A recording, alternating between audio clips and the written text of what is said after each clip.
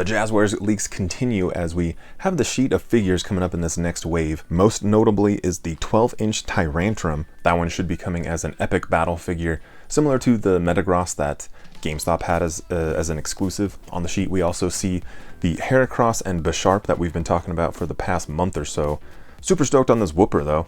I can't be the only one on that one. Additionally, really cool to see just one-off Pokemon like the Ninjask, Lycanroc, Poliwhirl, which don't get a lot of love, and I don't even know the last time I saw something Zangoose related. In this next photo, not exactly sure why the packaging is in such rough shape, but this Poliwhirl looks fantastic. So looks like the Poliwhirl, Lycanroc, and Zangoose will be on their own in their own single packs.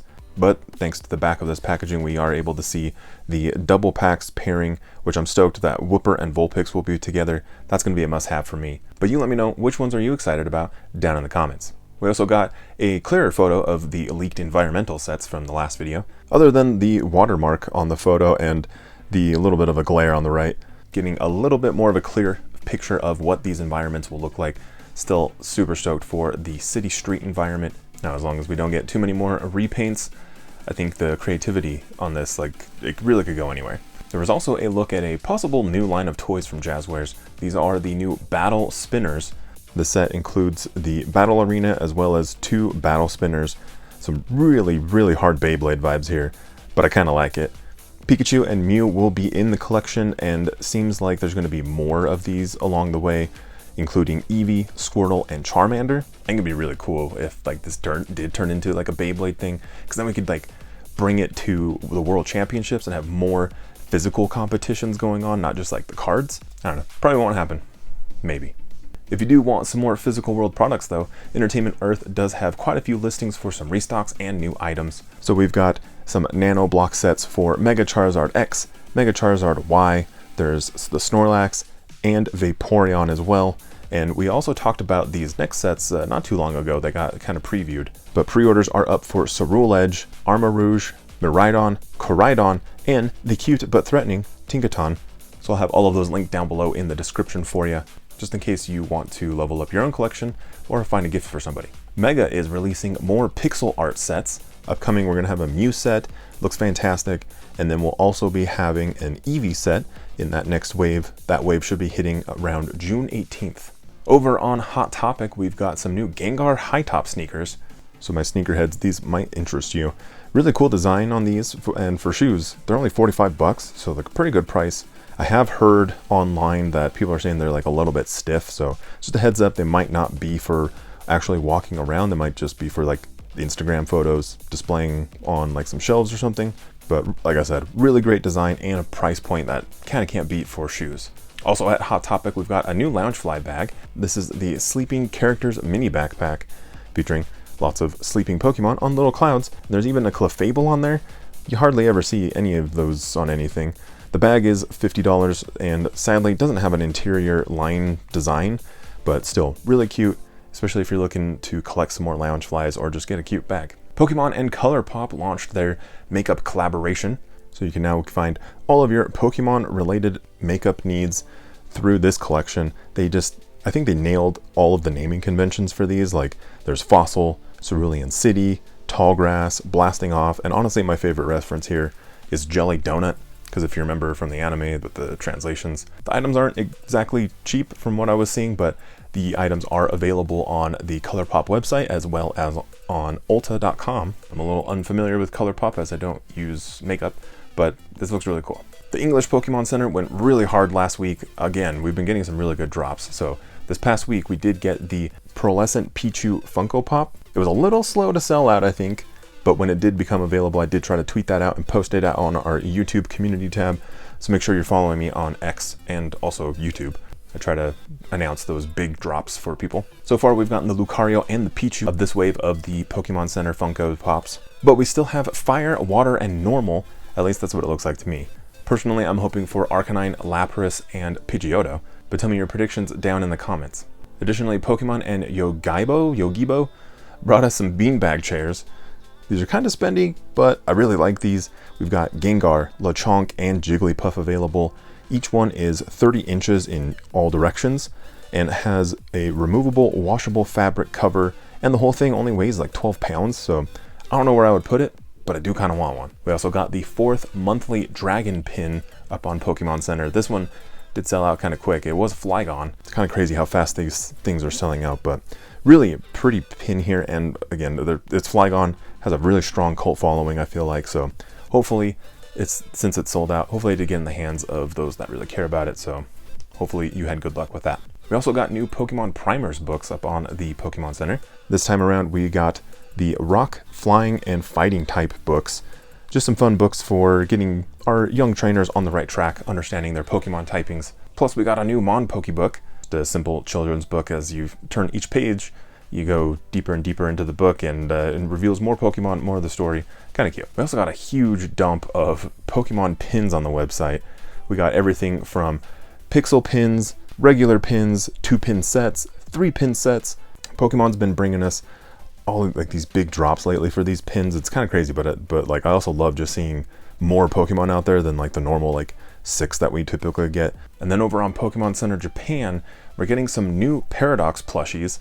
This wave's going to include Slitherwing, Fluttermane, Screamtail, and we're also going to get Chanpao in this release. So these style of plushies do come out also on the English side of the Pokemon Center, but either way, I'll link it down below just in case. And speaking of Paradox Pokemon, super strong theme this past week, we did get a new Pokemon Center collection called Strange Paradox. Inside the collection, we have things like these really cool magnetic key hooks of Screamtail and Fluttermane. There's a Slitherwing memo stand, and then this paperweight of Iron Thorns, which is basically just a figure. There's t-shirts, including some of this great artwork of the various Paradox Pokemon on there, which is also featured on the carrying pouch, this tote bag. There's some clear files that also has the art.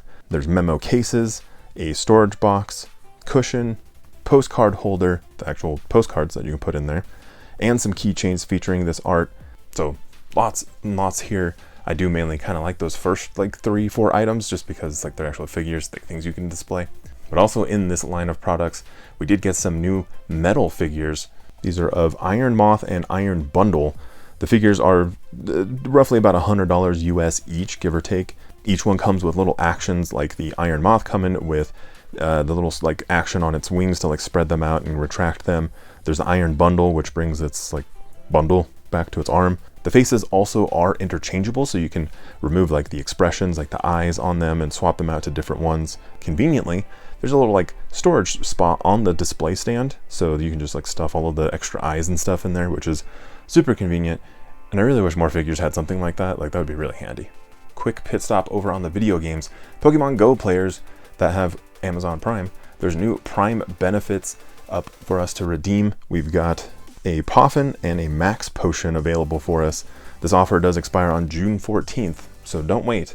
It's free, so can't really complain too much. And then fans of the Pokemon anime, there's new episodes up on Netflix in the US, so be sure to check out those new episodes with Lyko and Roy. Actually, I need to start this journey. I've been kind of a bad Pokemaniac. I haven't really watched too much of the anime lately. Over in card news, Ultra Pro has quite a few new items coming up here real soon.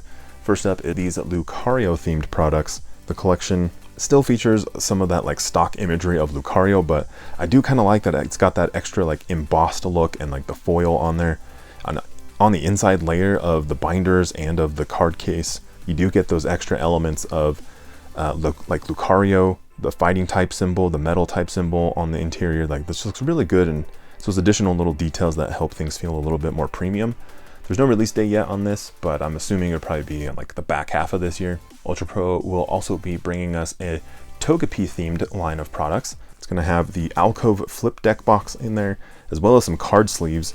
And these are part of the Apex line from Ultra Pro, which are designed to be like a little bit easier to shuffle. So no release date on those as well, but I really do like the theming of this one. It's kind of cute.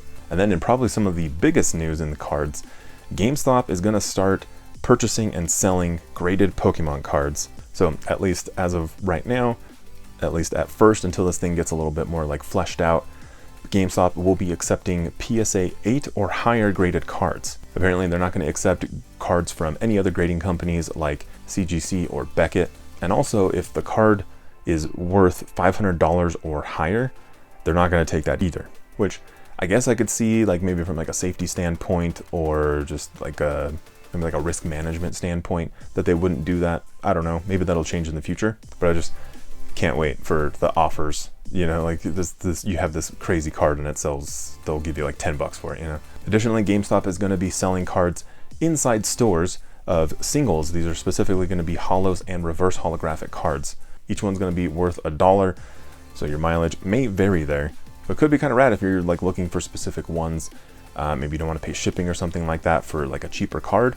So it could be really nice for that. GameStop also has apparently experimented in the past, and maybe will be experimenting soon, with different bundles of types of cards, like having like a common pack or something. But currently that's not going to be the case for the stores that are launching this out. In all of the interviews that I was reading, it seems like GameStop really wants to like take over that local card shop market, which is a little bit bittersweet because in some areas maybe you don't have a local card shop. In my area we have like a lot of card shops and not a lot of GameStops, so that'll be kind of interesting. GameStop recently has really invested a lot in doing like Pokemon trade and play events for the cards. They do a lot of like promotional card freebies, I guess we'll say. The stores typically aren't really laid out to have like large events in there, but maybe they'll be able to figure something like that out, or maybe they'll like host an event at some sort of like convention center or something like that. I don't know. From a business perspective, I see this as a pretty good move for GameStop. I think there's a lot of money to be made there, but really it all just depends on if they can provide us fair pricing, availability, and selection. And I hope that you select that subscribe button and the like button on your way out. This way you can see my selection of videos right here. I've got these right here. Have you watched this one yet? What about this one? Over here? This one? Take care of each other out there, and I'll see you very soon on the next one.